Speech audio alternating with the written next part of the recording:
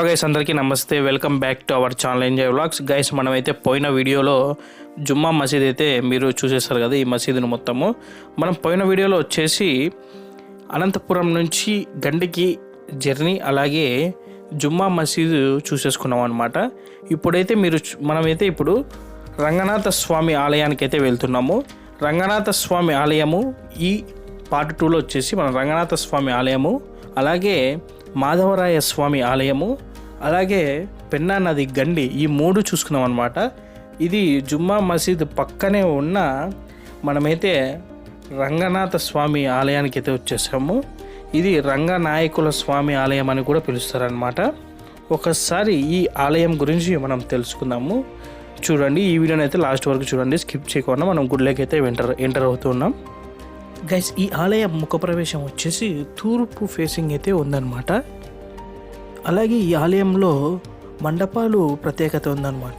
ఇందులో కళ్యాణ మండపము, అలాగే అలంకరణ మండపం అనేవి ప్రత్యేకతలు, ఈ 2 మండపాలు.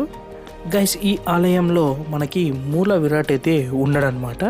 ఈ ఆలయంలోని మూల విరాట్ వచ్చేసి మనకు మైలవరం డ్యామ్ దగ్గర సమీపంలోనే ఉన్న మ్యూజియంలో అయితే ఈ మూల విరాట్ని ఏర్పాటు చేశారని మనకి తెలుస్తుంది. ఇక్కడ శిల్పధోరణి అయితే చాలా అద్భుతంగా ఉంది. మనము లోపలికి అయితే ఎంటర్ అవుతూ ఉన్నాము, గుడి లోపలికి. ఒక్కసారి చూడండి, మూల విరాట్ అయితే లేడనమాట.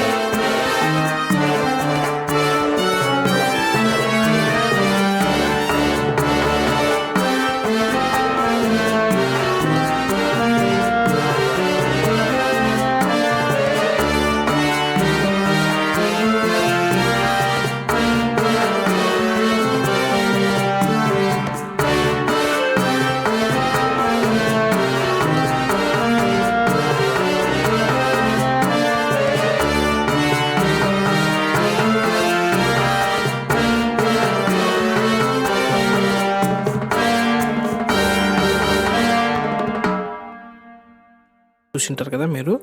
ఈ ఆలయ గోపురం అయితే స్టార్టింగ్లో మీరు చూశారు కదా, అదైతే పూర్తి అయితే అయ్యిండదనమాట. అది ఇన్కంప్లీట్లో అయితే ఉండింటుంది.